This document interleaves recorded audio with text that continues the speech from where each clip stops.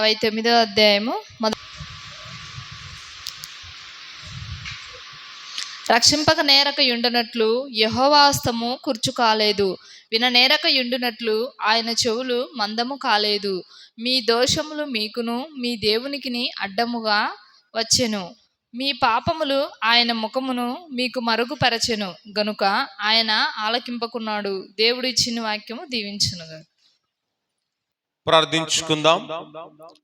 ప్రభు యొక్క సన్నిధిలో మోకరించగలిగిన వారు మోకరించి ప్రార్థిస్తూ ప్రభువును స్తుతిస్తూ కొనియాడుతూ ఆయనిచ్చే ఉన్నతమైన తన దయ, ఉన్నతమైన తన ఆశీర్వాదం, ఉన్నతమైన తన వాగ్దానాన్ని ఈ సమయములో పొందాలని ప్రభు నామమున తెలియజేస్తూ ఉన్నాం. ఈ సమయములో ఎవరు కూడా అటు ఇటు చూడక ఆ దేవాతి దేవుని వైపు చూచుచ్చు ప్రార్థించుచ్చు ముందుకు కొనసాగాలని ప్రభు నామమున తెలియజేస్తున్నాం. దేవా నీకు స్తోత్రములు, దేవా నీ కృతజ్ఞతలు. మేము బ్రతుకుతున్నామంటే మా నీతి కాదు, మా భక్తి కాదు ప్రభు, కేవలము నీ కృప ద్వారా, నీ ప్రేమ ద్వారా, నీ ఆశీర్వాదము ద్వారా మమ్మలను బ్రతికిస్తూ ఉన్న విధమును బట్టి నీకే కృతజ్ఞతలు ప్రభు అని దేవునికి ఎంతగానో కృతజ్ఞతాస్తుతులు చెల్లించాలని ప్రభు నామమున తెలియజేస్తూ ఉన్నాం. దేవానికి స్తోత్రాలనైనా ఈ నెలంతా మీరు కాపాడిన విధమును బట్టి నీకు ఏ హాని కలగకుండా, ఏ బాధ కలగకుండా, ఏ శోధన మాకు సంభవించకుండా నీ భద్రతలో ఉంచుకొని ఇంతవరకు మమ్మలను తండ్రి కాపాడి సజీవ లెక్కల ఉంచిన సజీవుడా నీకే వందనములు నాయనా. కృతజ్ఞతలను దేవునికి ఎంతగానో కృతజ్ఞతాస్తుతులు మనము చెల్లిద్దాం. దేవానికి స్తోత్రాలు. మా జీవితంలో మరొక నెలను మీరు మరొక నెలను మా జీవితంలోనికి ప్రవేశపెట్టబోతున్న విధమును బట్టి నీకు స్తోత్రములు నాయనా. కృతజ్ఞతలను దేవునికి మనము కృతజ్ఞత చెల్లిద్దాం. దేవానికి స్తోత్రాలు. ఇంతవరకు మేము పాట స్తుతించాం, వాక్యం వినబోతున్నాం. దేవా మీ దాసు శిలువ సాటిని మరుగుపరుచుకుని మాకు కావలసిన శ్రేష్టమైన వర్తం దించి మాతో మాట్లాడి మీరు మహిమ పొంది మమ్మల్ని దృఢపరిచి బలపరుచుము దేవా. మా సంఘమును సమస్తమును ప్రభువా నీకే సమర్పిస్తూ ఉంటుండగా మీరే ఆశీర్వదించు. నువ్వు తప్ప ఆశీర్వదించు వారు లేరు ప్రభు.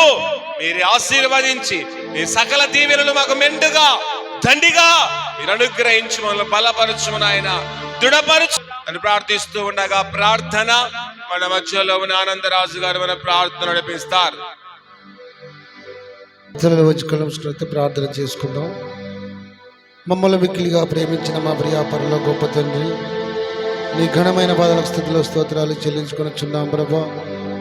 అవును తండ్రి, గడిచిన నెల నుంచి ఈ నెల చివరి దిశలో మేము చేరి నిన్ను స్తుతించే భాగ్యాన్ని మాకు దయచేసావు ప్రభా. అవును తండ్రి, ఇక్కడ వచ్చిన ప్రతి బిడ్డను కూడా దీవించి ఆశీర్వదించమని అడుగుతున్నాం ప్రభా. అవును తండ్రి, ఇప్పుడు అయ్యగారు చెప్పే వాక్యమంతటిలో కూడా తండ్రి నీ ఆలయానికి రాలేక ఎందరో వెనుకబడి ఉన్నారు ప్రభువా.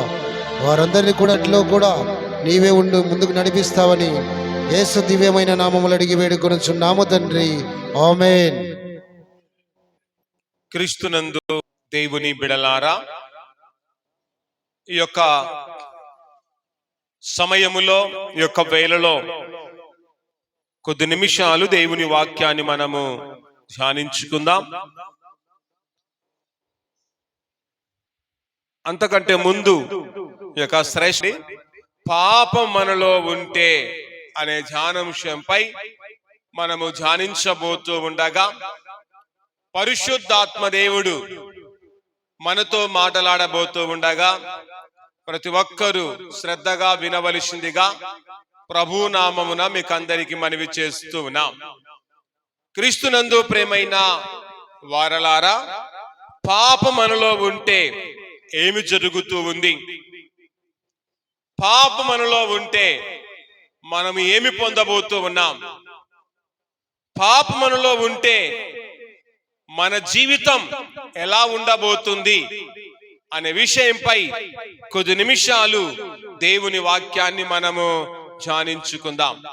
క్రీస్తునందు ప్రేమైన దేవుని బిడలారా, చూడండి, పాప మనలో ఉంటే మొట్టమొదటి చూడండి, మన ప్రార్థన దేవుడు వినడు. చూడండి, పాప మనలో ఉంటే దేవుడు మన ప్రార్థన వినడు. కనుక దేవుడు మన ప్రార్థన వినాలి అంటే మనలో ఏముండకూడదు? పాపం అనేది మనలో ఉండకూడదు. మనలో పాపం అనేది ఉందనుకో, నీలో నాలో పాపం అనేది ఉంటే దేవుడు మన ప్రార్థన ఎన్నటెన్నటికీ ఆయన వినడు అని జ్ఞాపకము చేసుకొని, మనలో ఉన్న ప్రతి పాపాన్ని, మనలో ఉన్న ప్రతి దోషమును, మనలో ఉన్న ప్రతి అతిక్రమమును, మనలో ఉన్న ప్రతి అవిధేయతను ఎప్పుడైతే మనము తొలగించుకుంటామో అప్పుడే దేవుడు మన ప్రార్థన వింటాడు. కానీ నీలో నాలో పాపముంచుకొని నువ్వెంత ప్రార్థించినా నీ ప్రార్థనకు ప్రతిఫలము రాదు. నీలో పాపముంచుకొని ఎంత గోజాడినా నీ ప్రార్థనకు ప్రత్యుత్తరము రాదు. నీలో పాపముంచుకొని నువ్వెంతగా దేవునికి మొరపెట్టినా ఆ ప్రార్థనకు దేవుడు జవాబు ఇవ్వడు. కనుక నీ ప్రార్థనకు జవాబు రావాలి, నీ ప్రార్థన దేవుడు వినాలి, నీ ప్రార్థన దేవుని చెంతకు చేరాలి అంటే నీలో నాలో ఉన్న ప్రతి పాపాన్ని తొలగించుకుంటే శీఘ్రముగా దేవుడు మన ప్రార్థన వింటాడు. తక్షణమే మన ప్రార్థన ఆయన వింటాడని మనము ఎరిగి మనలో ఉన్న ప్రతి పాపాన్ని ఆయన నామములు తొలగించుకొని భక్తిపూర్వకంగా మనము ప్రార్థించే వారముగా ఉండాలని దైవ గ్రంథములో మనం చూస్తూ ఉన్నాం. అందుకే చదవబడిన వాక్య భాగం చదవండి. రక్షింపనేరకయుండునట్లు యెహోవా హస్తము కురుచ కాలేదు. చూడండి, రక్షింపనేరకయుండునట్లు యెహోవా హస్తము ఏ కాలేదంట? కురుచ కాలేదు. ఆయన హస్తము రక్షించే హస్తముగా ఉంది. తర్వాత చదవండి. విననేరకయుండునట్లు ఆయన చెవులు మందము కాలేదు. అంటే ఆయన చెవులు వినే చెవులుగా ఉన్నాయి. అందుకే విననేరకయుండునట్లు ఆయన చెవులు మందము కాలేదు అని దైవ గ్రంథములో చూస్తున్నాం. తర్వాత మీ దోషములు మీకును మీ దేవునికి అడ్డముగా వచ్చెను. చూడండి, మన దోషములు చూడండి మనకు దేవునికి ఎలా వచ్చాయంట? అడ్డముగా వచ్చెను. కనుక మనలో ఉన్న దోషములు మనకు దేవునికి చూడండి ఎలా ఉన్నాయంట? అడ్డముగా ఉన్నాయి. కనుక మన దోషములు మనకు దేవునికి అడ్డముగా ఉన్నాయి గనక దేవునితో మనము ఏకీవించలేకపోతున్నాం, దేవుడు మనతో ఏకీవించలేకపోతున్నాడు. కనుక దేవుడు నీతో ఏకీభవించాలి, మనము దేవునితో ఏకీభవించాలి అంటే నీలో నాలో ఉన్న దోషములను మనము ఏం చేయాలి? తొలగించుకోవాలి. మనలో ఉన్న దోషములు ఎప్పుడైతే తొలగించుకుంటామో దేవుడు మనతో ఏకమైపోతాడు, మనము దేవునితో ఏకమైపోతాం, దేవునితో బంధం కలిగి ఉంటాం, దేవునితో సహవాసం అనేది మనకు ఏర్పడుతూ ఉంది. కనుక ఇంతవరకు దేవునితో మనకు సహవాసం ఏర్పడడం లేదు, ఇంతవరకు దేవునితో బాంధవ్యం ఏర్పడడం లేదు. ఎందుకంటే నీకు నాకు మధ్యలో చూడండి, దేవునికి మనకు మధ్యలో దోషం అనేది అడ్డముగా ఉంటుంది గనక, అడ్డు బండగా ఉంటుంది గనక, అడ్డు బండైన మన దోషములు తొలగించుకొని దేవునితో మనము ఏకీభవిస్తూ, దేవునితో మాట్లాడుతూ, దేవునితో ముచ్చటిస్తూ మన జీవితాన్ని మనము కొనసాగించు వారముగా ఉండాలి. తర్వాత అంటాడు, మీ పాపములు ఆయన ముఖమును మీకు మరుగుపరిచెను. చూడండి, మన పాపములు ఆయన ముఖమును ఏం చేశాయంట? మరుగుపరిచెను. కనుక మనం చేసే పాపాలు, మనం కలిగి జీవించే పాపం చూడండి, మనకు కనబడకుండా దేవుని ముఖమును ఏం చేస్తుందంట, మరుగుపరుస్తూ ఉంది. అందుకే ఇంతవరకు దేవుని ముఖమును మనము చూడలేకపోతున్నాం. దేవుని యొక్క ముఖ దర్శనం ఇంతవరకు మనం పొందడం లేదు. కారణం నీలో నాలో ఉన్న పాపమే. ఆ పాపాన్ని ఎప్పుడైతే తొలగించుకుంటావో నువ్వు దేవుని యొక్క గొప్ప ప్రత్యక్షతను పొందుకుంటావు. ఎప్పుడైతే నీలో ఉన్న పాపాన్ని విడిచిపెడతావో అప్పుడు దేవుని యొక్క ముఖము తేట తెల్లగా కనబడుతూ ఉంది. నీలో ఉన్న పాపాన్ని ఎప్పుడైతే త్రుంచి వేసుకుంటావో దేవుని యొక్క ముఖాన్ని నువ్వు కనులారా చూస్తావు. ఎప్పుడైతే నీలో ఉన్న పాపాన్ని నీవు విసర్జిస్తావో అప్పుడు దేవుని యొక్క దర్శనాన్ని మనము పొందుకుంటాం. ఇంతవరకు ఇవన్నీ పొందుకోలేకపోతున్నాం. కారణం ఏమిటంటే మనలో ఉన్న పాపమే. మనలో ఉన్న పాపం ఆశీర్వాదం దూరం చేస్తూ ఉంది. మనలో ఉన్న పాపం దేవునికి దూరం చేస్తూ ఉంది. మనలో ఉన్న పాపం దేవుని ముఖమును చూడకుండా చేస్తూ ఉంది. మనలో ఉన్న పాపం దేవుని మందిరానికి రాకుండా చేస్తూ ఉంది. మనలో ఉన్న పాపం దేవుని వాక్యం వినకుండా చేస్తూ ఉంది. గనుక ఆ పాపాన్ని నీలో ఉంచుకుంటే ఆ పాపం నిన్ను సర్వనాశం చేస్తూ ఉంది. ఆ పాపం నీలోనే ఉంచుకుంటే నిన్ను నాశనాన్ని నడిపిస్తూ ఉంది. నీలో ఉన్న పాపం నీలో ఉంటే ఆ పాపమే నిన్ను మరణానికి తీసుకువెళుతుంది. ఆ పాపమే నీ ప్రార్థన వినకుండా, దేవుడు వినకుండా అడ్డుపడుతుందని జ్ఞాపకం చేసుకొని నా ప్రార్థన దేవుడు వినాలంటే నీలో నాలో ఉన్న ప్రతి పాపం తొలగించుకుంటే చాలు. మరుక్షణమే దేవుడు మన ప్రార్థన వింటాడు, మన ప్రార్థనకు ప్రతిఫలం అనేది అనుగ్రహిస్తాడు. తర్వాత అంటాడు, గనుక ఆయన ఆలకింపక ఉన్నాడు.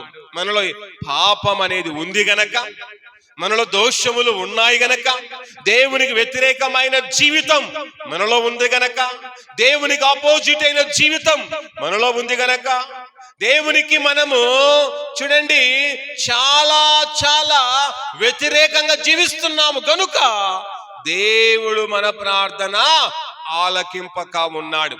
ఆయన ఆలకించాలి అంటే మనమందరము దేవునికి అనుగుణంగా మారాలి. మనమందరము పాపాన్ని వదిలిపెట్టాలి. మనమందరము పరిశుద్ధులుగా మారితే చాలు. దేవుడు మన ప్రార్థన వింటాడు. మన ప్రార్థన తగిన ప్రతిఫలం ఇస్తూ ఉండగా ఆయన ప్రతిఫలాన్ని మనమందరము పొందిన వారముగా ఉండాలి. తర్వాత రెండవ విషయం చూడండి, పాపం మనలో ఉంటే స్వస్థత కలగదు. మొట్టమొదటి చూసాం కదా, పాపములలో ఉంటే దేవుడు మన ప్రార్థన వినడు. రెండోది, పాపములలో ఉంటే ఏం కలగదంట అండి, స్వస్థత అనేది కలగదు. కనుక నీకు నాకు అస్వస్థత అనేది కలిగింది అనుకోండి, నీలో ఉన్న అస్వస్థత వెరలిపోవాలి అంటే నీలో ఏముండకూడదు, పాపం అనేది ఉండకూడదు. ఎప్పుడైతే నీలో పాపం అనేది ఉండకుండా ఉంటుందో దెంబడే దేవుడు నీకు స్వస్థత అనుగ్రహిస్తున్నాడు. దేవా, నేను అస్వస్థతగా ఉన్నాను, నన్ను స్వస్థత పరుచమని ప్రార్థిస్తే వెంటనే దేవుడు స్వస్థత ఇస్తాడు. ఎప్పుడు? నీలో పాపము లేనప్పుడే. నీలో పాపం ఉంచుకొని నాకు స్వస్థత అనుగ్రహించుము దేవా, నన్ను బాగుపరచు దేవా, నన్ను బలపరచు దేవా అంటే దేవుడు ఎన్నటికీ బాగుపరచడు, స్వస్థత పరచడు.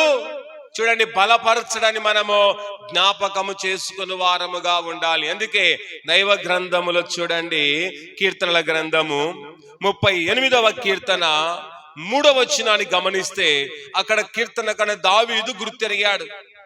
నేను పాపము చేశాను, ఆ పాపం వల్ల నాకు అస్వస్థత కలిగి ఉంది. నేను పాపం చేశాను, కలిగిన అస్వస్థత నాలో నిలిచిపోయింది, నాకు స్వస్థత కలగడం లేదు అని అతడు గుర్తెరిగిన విధమును దైవ గ్రంథములో మనం చూస్తున్నాం. చదవండి.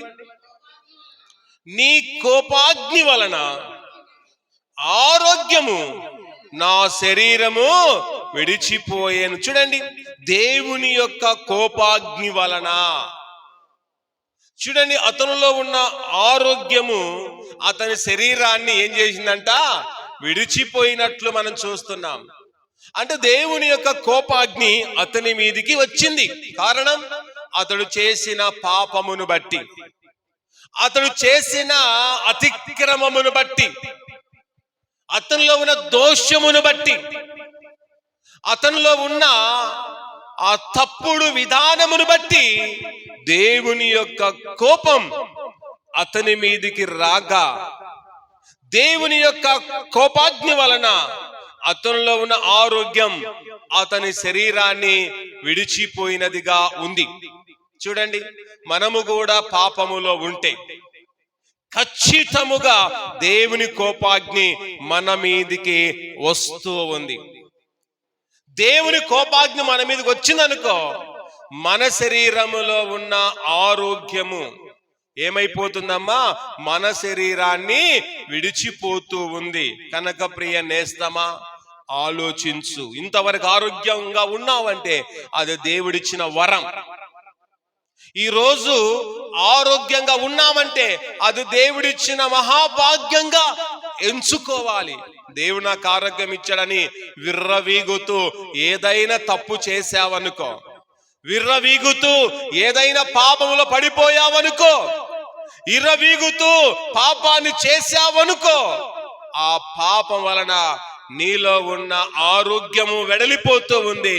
దేవుని యొక్క కోపాగ్ని నీ మీద రగులుకుంటుంది. అలా రగలక ముందే మనము దేవునికి పరిపూర్ణంగా అప్పగించుకున్న వారముగా ఉండాలి. తర్వాత కింద లైన్లో అంటాడు, చదవండి. నా పాపమును బట్టి నా ఎముకలలో స్వస్థత లేదు. చూడండి, గుర్తెరిగాడు. అతడు అస్వస్థత గురి కావడం బట్టి ఏం గుర్తెరిగాడంటే, నేను చేసిన పాపమును బట్టి నాకు నా ఎముకలలో స్వస్థత లేదు. అతడు చేసిన ఆ యొక్క పాపాన్ని బట్టి అతని ఎముకలు ఏం లేదంటమ్మా?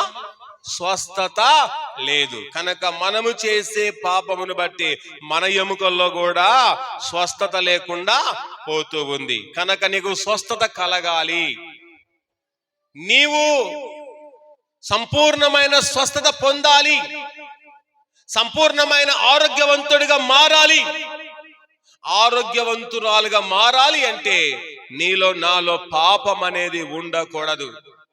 నీలో పాపం అనేది ఉంటే నువ్వెప్పుడు ఆరోగ్యవంతుడిగా నువ్వు మార్చబడలేవు. నీలో పాపం ఉంటే నీకు ఎప్పుడు కూడా స్వస్థత కలగదు. నీలో పాపం ఉంటే ఆ పాపము నిన్ను చూడండి అనారోగ్య పాలు చేస్తూనే ఉంటుంది. కనుక ప్రియ సంగమా, తెలుసో తెలియక పాపములో పడిపోయి అనారోగ్యం కొని తెచ్చుకుని ఉంటే, పాపములో పడిపోయి లేనిపోని రోగాలను తెచ్చుకొని కొంటే, పాపములో పడిపోయి నయము కాని రోగం అనేది మనను అంటుకొని ఉంటే, ఈ దినమున నీలో ఉన్న ఘోరమైన పాపాన్ని విడిస్తే చాలు.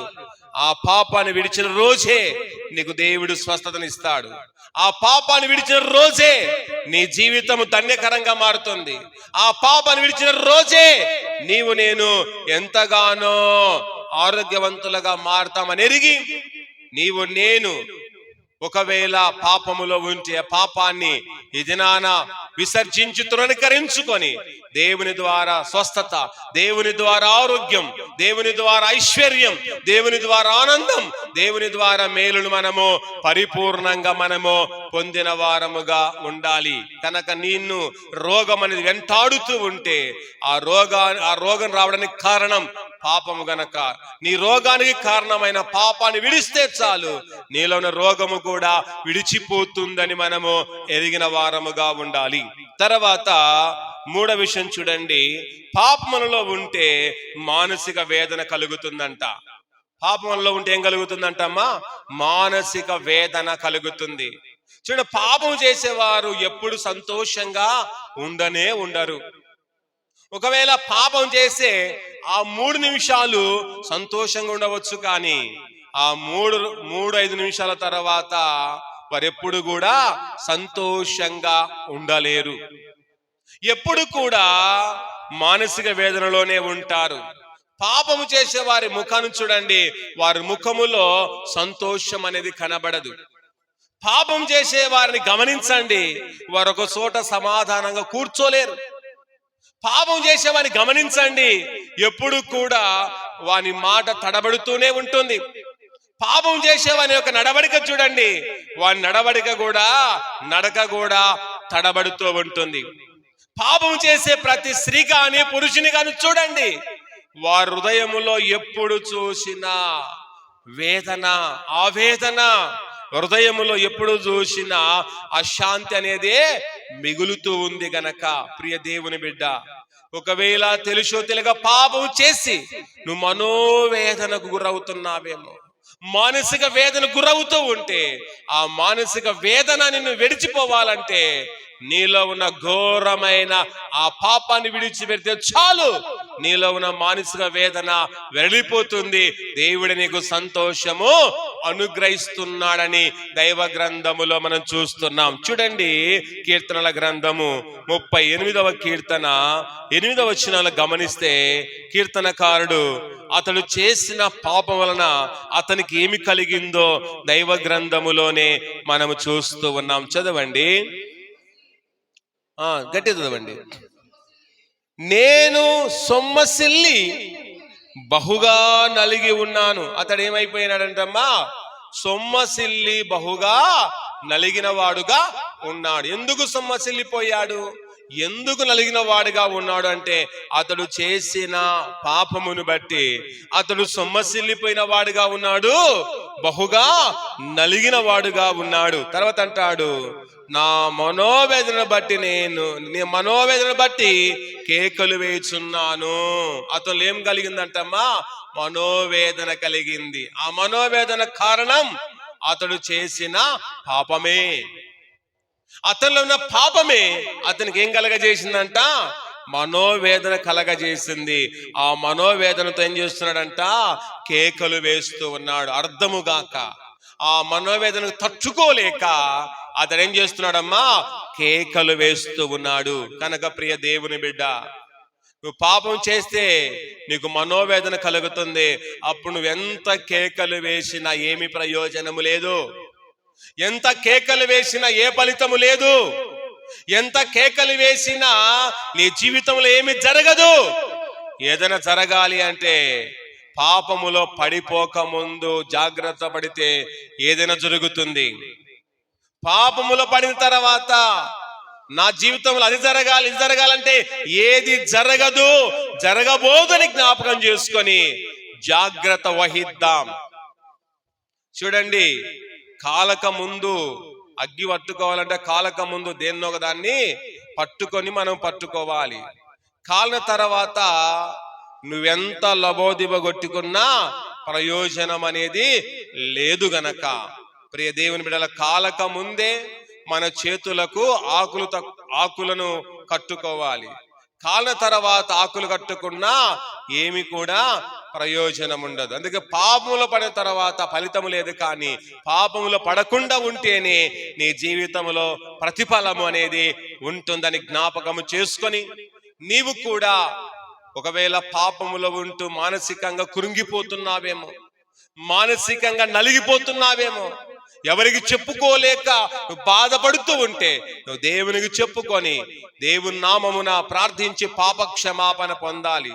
మన దేవుడు పాప క్షమాపణిచ్చే దేవుడు, నీ పాపాన్ని తీసివేసే దేవుడు, నీ పాపాన్ని క్షమించే దేవుడు మన దేవుడు తప్ప ఏ దేవుడు మన పాపాన్ని తొలగించలేడు, మన పాపాన్ని క్షమించలేరు గనక మన దేవుడే క్షమించగల దేవుడని నమ్మి ఆయన ఎదుట మన పాపాలు ఒప్పుకొని క్షమాపణ పొందుకుంటే ఆయన కనికరం పొందుతాం. కానీ నీ పాపాలు నీలోనే ఉంచుకుంటే దేవుని కనికరము రాదు, దేవుని శాపం నీ మీదికి మాత్రము వస్తూ ఉందని మనము జ్ఞాపకము చేసుకోవాలి. తర్వాత చూడండి, పాప మనలో ఉంటే శ్రమ చేత కృంగి నలిగిపోతామంట. పాప మనలో ఉంటే చెప్పండి అమ్మా, శ్రమ చేత మిక్కిలి కృంగిపోతాము. కనుక ప్రియ దేవుని బిడ్డ, నీవు నేను పాపములో ఉంటే ఖచ్చితంగా శ్రమ అనేది మన మీదకి వస్తుంది. ఆ శ్రమ వలన మిక్కిలి మనము కృంగిపోతాం, దినదినం కృంగిపోతాం. చివరికి మనము ఎక్కడి దగ్గర అవుతామమ్మా? మరణానికి మాత్రమే మనము దగ్గర అవుతాం. కనుక పాపము నిన్ను మరణము దగ్గరకు తీసుకువెళుతుంది. పాపము నిన్ను నిత్య నరకాగ్నికి తీసుకువెళుతుంది. పాపము నిన్ను అవమానములను తీసుకువెళుతుంది. పాపము నిన్ను అపకీర్తికి తీసుకువెళుతుంది. పాపము నీ కుటుంబాన్ని కూడా దూరం చేస్తూ ఉంది. చివరిగా నువ్వు పాపములో ఉన్నావనుకో, నీ భర్తను కూడా దూరం చేస్తూ ఉంది. నువ్వు గాన పురుషుడైన వాడు పాపములో ఉన్నాడనుకోండి, భార్యను కూడా పాపము దూరం చేస్తూ ఉంది. నువ్వు పాపములో ఉంటే నీ పిల్లలు కూడా నీకు దూరం అయిపోతారు. అందుకే జాగ్రత్త ప్రియ సంగమా, ప్రియ దేవుని బిడ్డలారా. పాపం వలన కుటుంబాలు కూలిపోతున్నాయి.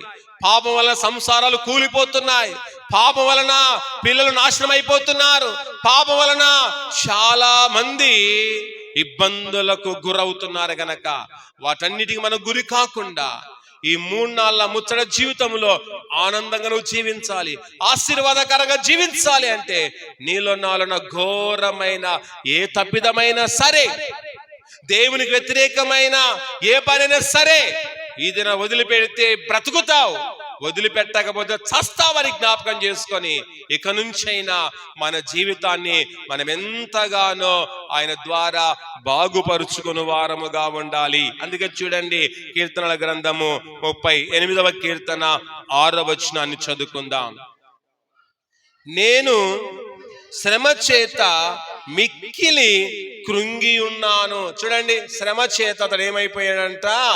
మిక్కిలి కృంగిన వాడిగా ఉన్నాడు. ఎందుకు? అతడు చేసిన పాపం వలన అతనికి ఏం కలిగిందంట? శ్రమ కలిగింది. ఆ శ్రమ వలన అతడు కృంగిపోయిన వాడుగా ఉన్నాడు. తర్వాత చదవండి. దినమెల్లా దుఃఖాకాంతుడనై సంచరిస్తున్నాడు. చూడండి, దినమెల్లా అతడు ఏమైనాడంట? దుఃఖాకాంతుడుగా సంచరిస్తున్నాడు. అతడు పాపములో పడిపోవడం వలన అతనిలో ఉన్న సమాధానము, అతనిలో ఉన్న శాంతి, అతనిలో ఉన్న ఆనందం అంతా కోల్పోయాడు. చివరికి అతనికి ఏం మిగిలిందంటమ్మా? దుఃఖమే మిగిలింది. కనుక పాపం చేసే ప్రతి వానిలో దుఃఖము తప్ప మరొక్కటి మిగలదు. కనుక పాపము చాలా ఘోరమైనదండి. పాపము అగ్గితో సమానము. కనుక పాపము చూడండి చాలా దుర్భరమైనది. గనక దుర్భరమైన పాపానికి నీవు లోబడి ఆ పాపం రుచిని కలిగి ఆ పాపం రుచిలోనికి వెళుతూ ఉంటే ఈ రోజు, ఈ యొక్క ఆనడిపై రోజైనా ఆ పాపం అనే రుచిని వదిలిపెట్టి మన దేవుడే రుచి కలిగిన వాడని, మన దేవుడే ఉత్తముని తెలుసుకొని, ఆయన ఉత్తముని మన రుచి చూసి తెలుసుకొని ఆయన అడుగులో అడుగు వేసి నువ్వు జీవిస్తే చాలు. నీలో ఉన్న దుఃఖం వెళ్ళిపోతుంది, నీలో ఉన్న శాంతి వెళ్ళిపోతుంది. దేవుడు తన సమాధానముతో నిన్ను నన్ను కూడా నింపుతూ ఉండగా, ప్రియ దేవుని బిడ్డ, కీర్తన దావీదు దుఃఖముతో మిగిలిపోయిన వాడుగా ఉన్నాడు. నువ్వు కూడా దుఃఖములో ఉంటే ఆ దుఃఖాన్ని, నీలో ఉన్న దుఃఖం వెళ్ళిపోవాలంటే నీలో ఉన్న పాపాన్ని తీసివేసుకుంటే దేవుడు ఆ దుఃఖాన్ని తొలగించి నీ జీవితాన్ని ఆనందమయముగా, ఆశీర్వాదమయముగా ఆయన మార్చే దేవుడని మనము జ్ఞాపకము చేసుకోవాలి. తర్వాత చివరి చూస్తే పాప మనలో ఉంటే దేవుడు మనకు దగ్గరగా ఉంటాడా, దూరంగా ఉంటాడండి? దూరముగా ఉంటాడు. పాపములో ఉంటే 5వ చూడండి, దేవుడు దూరముగా ఉంటాడు. కనుక ఎందుకు అబ్బా నాకు దగ్గరగా ఉండడం లేదు, ఎందుకు అబ్బా నాకు సమీపంలో ఉండడం లేదంటే, పాపములో ఉన్న వారితో దేవుడు ఎప్పుడు కూడా దగ్గరగా ఉండడు, దూరముగానే ఉంటాడు. ఎందుకంటే పాపం ఆయనకు అసహ్యకరమైనది గనక, పాపం ఆయనకు వ్యతిరేకము గనక పాపమునికి ఎప్పుడు దేవుడు దగ్గరగా ఉండడు, కానీ ఆయన దూరముగా ఉంటాడు. పాపం చేసే వారికి కూడా దేవుడు దూరంగా ఉంటాడు. పాపికి దగ్గరగా ఉంటాడేమో కానీ పాపానికి మాత్రము దేవుడు దూరముగా ఉంటాడు. పాపిని క్షమిస్తాడేమో కానీ పాపమును మాత్రము దేవుడు క్షమించడు. అందుకే నీలో నాలో ఉన్న పాపాన్ని ఈ దినాన మనము ఖచ్చితముగా 100%, 100% ఖచ్చితంగా మనము పాపాన్ని తొలగించుకొని స్వతంత్రులుగా మనము బ్రతకడము నేర్చుకోవాలి. పాపం అనేది మన మీదకి వస్తే మనము తట్టుకోలేము. మనం మాత్రమే కాదు, మన కుటుంబము కూడా తట్టుకోలేదనేది మనము జ్ఞాపకము చేసుకుని వారుగా ఉండాలి. దావీదు చేసిన పాపమును బట్టి దేవుని యొక్క శాపము అతని మీదికి రావడం బట్టి చూడండి, అతని యొక్క కుటుంబమే ఎంతగానో చూడండి చిన్నాభిన్నమైపోయింది. అతడు చేసిన పాపమును బట్టి అతని మీదికి వచ్చిన శాపం వలన అతని కుటుంబం అంతా, అతని కుటుంబ వ్యవస్థ అంతా అతలకుతలమైపోయినట్లు కూడా దైవ గ్రంథములో మనము చూస్తూ ఉన్నాం. కనుక ప్రియ దేవుని బిడ్డలారా, ఏ విషయంలో దావీదు పాపం చేశాడమ్మా? ఎవరితో కలిసి పాపం చేశాడు? బెత్షెబతో పాపము చేయటం వలన, ఆ యొక్క పాపం వలన అతని యొక్క కుటుంబం అంతా కూడా ఎంతగానో చూడండి కృంగిపోయింది. అతని కుటుంబం అంతా కూడా, కుటుంబ వ్యవస్థ అంతా కూడా అతలకుతలమైపోయినట్లు కూడా దైవ గ్రంథములో మనం చూస్తున్నాం. చూడండి, 2 సమూయేలు గ్రంథం మీరు చదవవలసిన లేదు, 12వ అధ్యాయంలో చూస్తే అతడు చేసిన పాపం వలన అతని కుమారుడు ఏమైపోయాడంట? జబ్బు బట్టి చనిపోయాడు. దావీదు చేసిన పాపమును బట్టి అతని కుమారుడు చూడండి జబ్బు పట్టి ఏమైపోయాడమ్మా? చనిపోయిన వాడుగా ఉన్నాడు. చూడండి, తండ్రి చేసిన పాపం ఎవరి మీదకి వచ్చిందమ్మా? కుమారుని మీదకి వచ్చింది. నువ్వు అనుకుంటున్నావేమో, నేను చేసే పాపం నా మీదికి రాదు, నా కుమారుల మీదికి రాదు, నా కుమార్తె మీద రాదు అనుకుంటున్నావేమో. ఒకవేళ నువ్వు చేసే పాపం నీ మీదకి వస్తుంది, నీ పిల్లల మీదకి కూడా వస్తూ ఉంది. జాగ్రత్త. చూడండి, నువ్వు చేసే పాపం పసికందుల మీదకి వస్తుందంటే ఎంత విచారకరం ఒకసారి ఆలోచించండి. నువ్వు చేసే పాపం ఏమి ఎరగని పిల్లల మీదకి వస్తుందంటే ఒక్కసారి ఆలోచించుకొని జాగ్రత్త వహిద్దాం. నువ్వు చేసే పాపం వలన నీ పిల్లలు మరణించుట నీకు మంచిదా? నువ్వు చేసే పాపం వలన దేవుని శాపని పిల్లల మీదకి రావడం మంచిదా? కాదని జ్ఞాపకం చేసుకొని ఈరోజు నువ్వు చేసే ప్రతి పాపం నీ పిల్లల మీదకి వస్తుందని జ్ఞాపకం చేసుకొని, నువ్వు చేసే ప్రతి పాపం వలన శాపాన్ని పిల్లల మీదకి వస్తుందని జ్ఞాపకం చేసుకొని జాగ్రత్తగా మనము జీవించు వారముగా ఉండాలి. దావీదు చేసిన పాపం వలన చూడండి 2 సమూయేలు గ్రంథం 13వ అధ్యాయాన్ని గమనిస్తే చూడండి, ఆయన కుమారుడు అన్మోనును చూస్తున్నాం. అన్మోను తన చెల్లెలైన తామారును చెరిపెను. దావీదు చేసిన పాపం వలన ఏం కలిగిందంటమ్మా? ఆయన కుమారుడైన అన్మోను ఏం చేశాడంట? తన చెల్లెలైన తామారుతో కూడెను. ఎంత శాపం ఒకసారి ఆలోచించండి.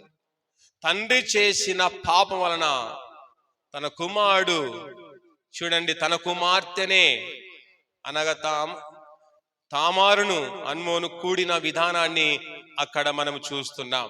తర్వాత దావీదు చేసిన పాపం వలన అతడు ఎదుర్కొన్న సంఘటన ఏమిటో తెలుసా? అబషాలోము దావీదు మీద తిరగబడ్డాడు. కుమారుడే అబషాలోము. ఎవరు కుమారుడు? దావీదు కుమారుడు. కానీ చివరికి ఎవరిని తిరగబడ్డాడమ్మా?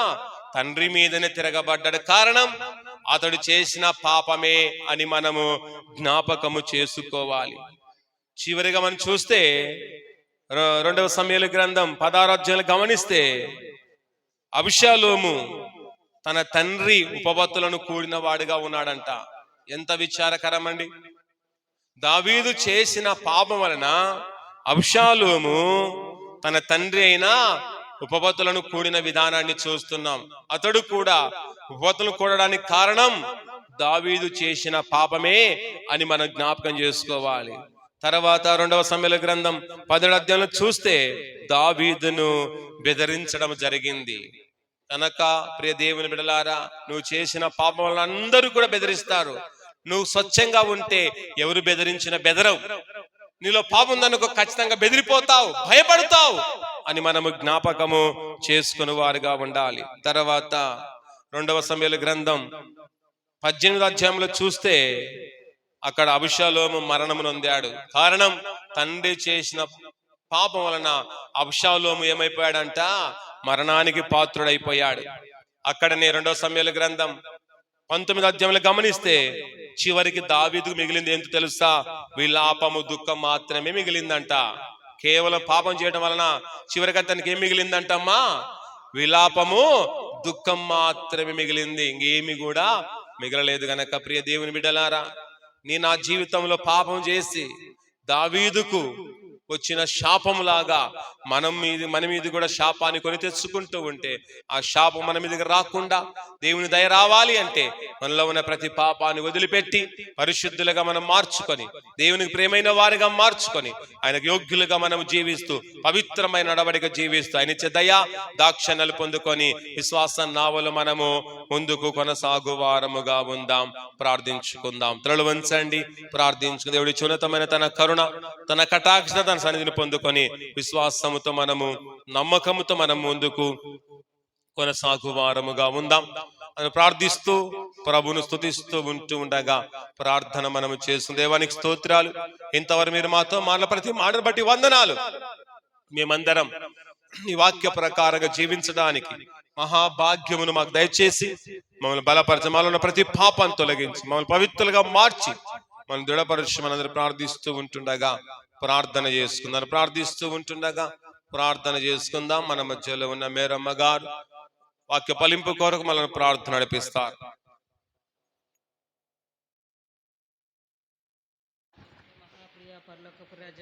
ఎక్కడ ఇద్దరు ముగ్గురు కూడుకున్న నామని ధ్యానిస్తారో వారి మధ్య నేను ఉంటానని సెలవు. స్తోత్రాలునైనా అయా, గడిచిన నెలంతయు నీ రెక్కల చాటును మమ్మల్ని భద్రపరుచుకున్నందుకు నీకు స్తుతులు స్తోత్రాలునైనా అయా. ఈ నెలంతయు కూడా మమ్మల్ని కాచి కాపాడి నీ రెక్కల చాటును మమ్మల్ని భద్రపరుచుకోమని అడుగుచున్నామయ్యా.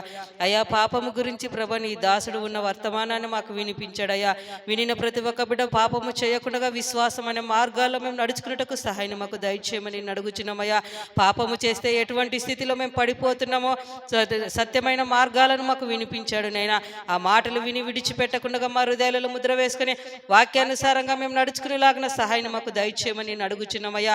అయ్యా, ఈ సమయాన్ని చూడలేక ఎందరో కాలగర్భంలో కలిసిపోయినారయ్యా. ఈ సమయాన్ని మాకు ఇచ్చినందుకు నీకు స్తుతులు స్తోత్రాలు రించమని అడుగుచున్నామయ్యా. అయ్యా, ఈ ఆల్ నైట్ ప్రేయర్కు రాలేక ఎంతో మంది వెనకబడిపోతున్నారయ్యా. ప్రతి ఒక్క బిడ్డని నీ అక్కడకు సిద్ధపరిచి ఆల్ నైట్ ప్రేయర్కు నడిపించమని అడుగుచున్నామయ్యా. మా పాపుల ప్రార్థన ఆలకించని నైనా, పాపుల మార్గంలో మేము వెళ్ళకుండా